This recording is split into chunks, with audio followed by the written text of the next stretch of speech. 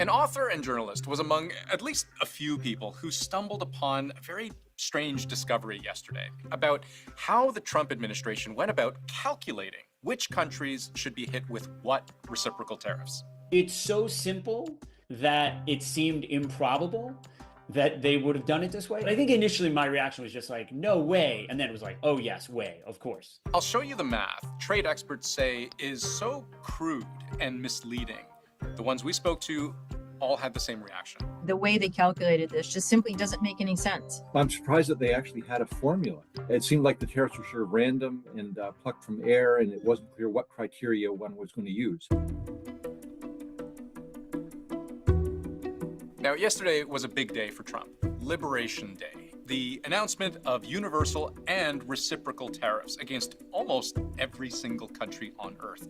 And the key prop of the afternoon was this chart. It's very windy out here. We didn't want to bring out the big charts because it had no chance of standing. That giant board was page one of a list of new reciprocal tariffs against more than 180 countries, which is almost all of them. And you can't make it out so far away, but if I show you the original image that board was made from, you can see the second column corresponding to each country is labeled in fine print, tariffs charged to the USA. And then in even finer print, including currency manipulation and trade barriers.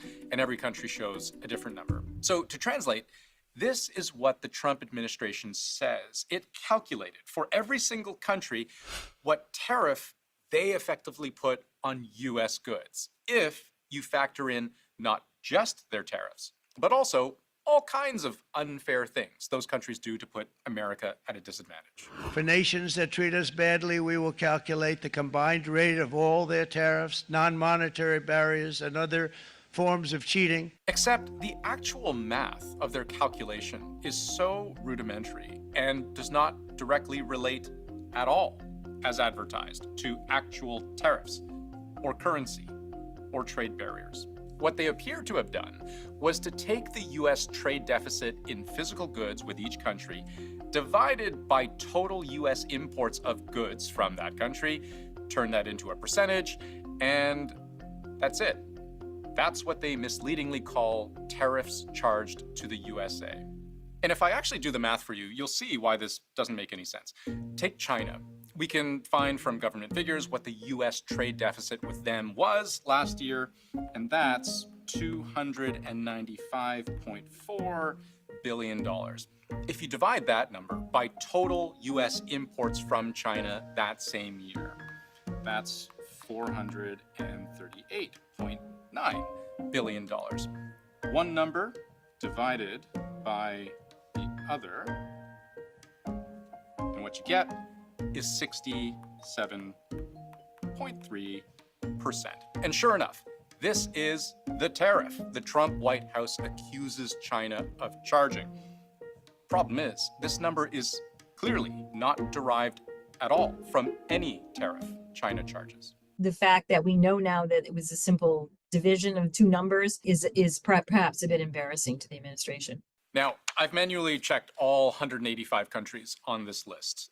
It took me about 3 hours. And every single tariff appeared to have been calculated this same way. The White House would eventually publish this explanation, where they show a more complicated looking formula, except we can break this down too. And this might be a bit much, but for transparency, let's dive right in. The effective tariff rate, that's this series of symbols and letters on the left, that's what they're trying to figure out for each country, right? And to get there, they take into account how sensitive customers are to higher prices and how likely prices are to increase, which they set at 4 and 0.25, respectively. But multiply them, and they effectively cancel each other out to equal simply 1. And we know that multiplying anything by 1 does nothing. So clean that up, and you're left with something a lot more straightforward, where X is defined as total goods exports, M is total goods imports. Subtract one from the other. That's what a trade imbalance in goods is. And if it's a deficit, that divided by total imports is basically what we said from the start. It doesn't even attempt to measure what those tariffs are. They're not measuring other countries' tariffs. It's not measuring other countries' non-tariff measures. It's not even measuring currency manipulation. It's just taking the trade deficit as an ipso facto reflection of those things. Now, the thing is, if you really think about it, you can kind of understand why the US government would see their math as some kind of approximation for how unfair each country is being. Because mathematically, what you're doing when you take a trade deficit divided by total imports is you're measuring what percentage of what that country sells to you goes unmatched by what you sell to them. That's what a trade deficit is.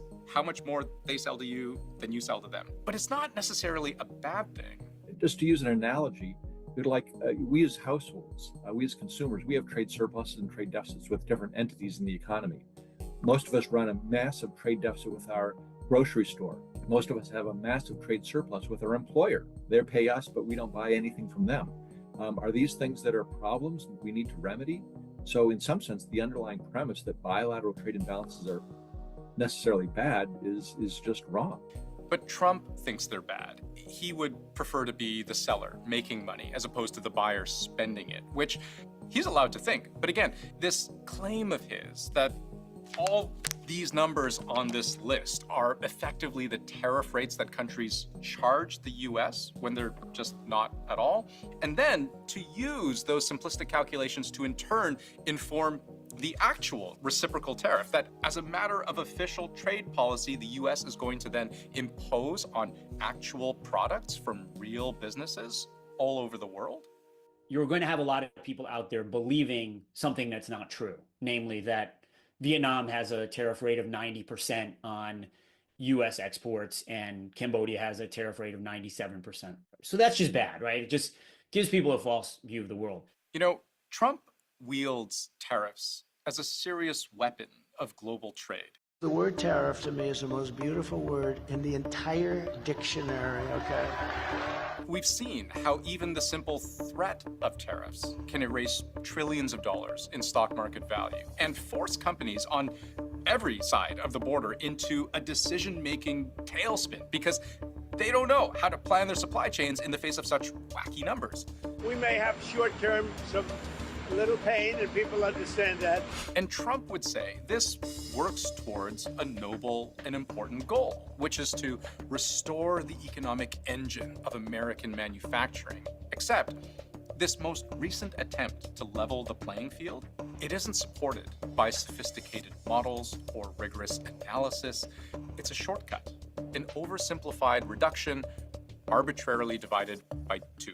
And because we are being very kind, we're kind people, we will charge them approximately half of what they are and have been charging us. The idea behind them was that Trump could use the tariffs we're imposing and say, oh, you're imposing a 90% tariff, but we're going to impose a 45% tariff, so let's negotiate your tariffs down. But when the 90% number is fake, then what do you do? Like, how do you negotiate it down? If you're Cambodia or Vietnam, how do you know how far to bring it down, and what are you even bringing down? Because the core problem isn't the trade barriers you have in place.